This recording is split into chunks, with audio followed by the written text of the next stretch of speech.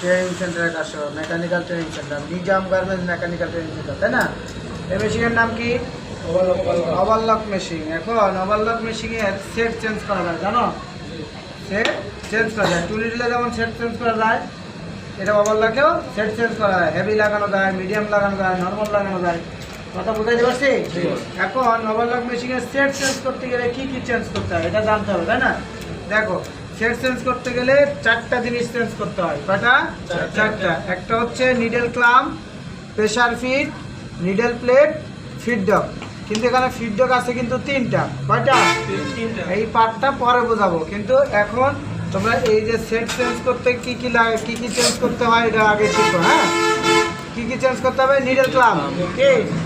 Needle clamp. Needle clamp change করা লাগে, কারণ হচ্ছে হেভিতে যখন করবা নিডল ক্লাম্প এই ছিদ্রের সাথেই থাকবো, ঠিক আছে?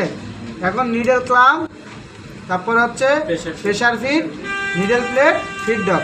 মনে থাকলো? কি কি চেঞ্জ করতে হয় বলো? হ্যাঁ, শরীফ কই?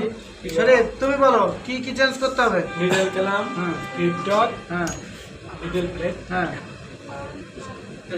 Pressure fit. এখন সিরিয়ালে বলতে হবে, যেমন বলছো এলোমেলো হয়ে গেছে। দেখো, আমাদের এখানে প্রথম নিডল ক্লাম্প, তাই না?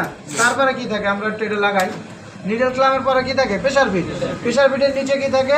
Needle plate. তারপরে কি থাকে? ফিডডক। সিরিয়ালে বললে মনে থাকবে বেশি। ঠিক আছে, বুঝাতে পারছি? ওকে, কাজ করো।